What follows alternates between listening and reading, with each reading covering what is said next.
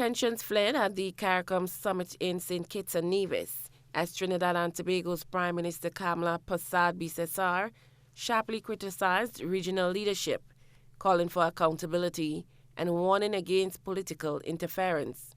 Persad Bissessar cited the unresolved 2022 kidnapping of a Trinidadian in another Caricom country and said her queries to Caricom's secretary went unanswered, evidence, she argued, of the organization's lack of responsiveness. So don't talk to me about a zone of peace when I will tell you Trinidad and Tobago, 1.4 million people. We recorded 623 murders in 1 year, in 2024. And 40% of those murders, they were gang-related, driven by narcotics, by firearms from smuggling from Venezuela, and gangs coming out of Venezuela and mingling and mixing with gangs in Trinidad. I say to Caricom, that response, non-response, it may be the result of poor management, lax accountability, or most concerning, that one ceases to be recognized by the Secretariat as a member citizen of Caricom when not in government. The Prime Minister also condemned the involvement of political parties from one member state in the elections of another, warning this practice breeds division and undermines Caribbean unity.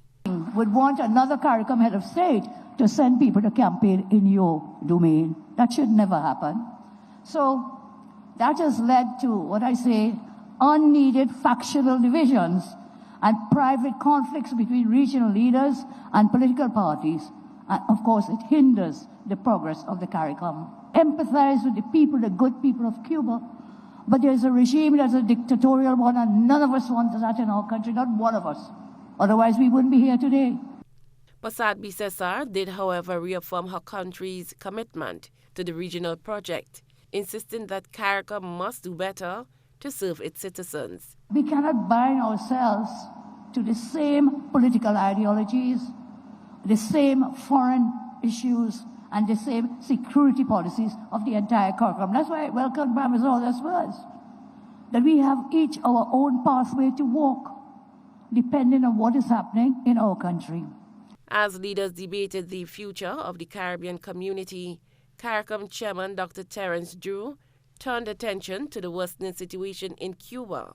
Dr. Drew warned that instability in Cuba could have a ripple effect across the region, stressing a destabilized Cuba will destabilize all of us.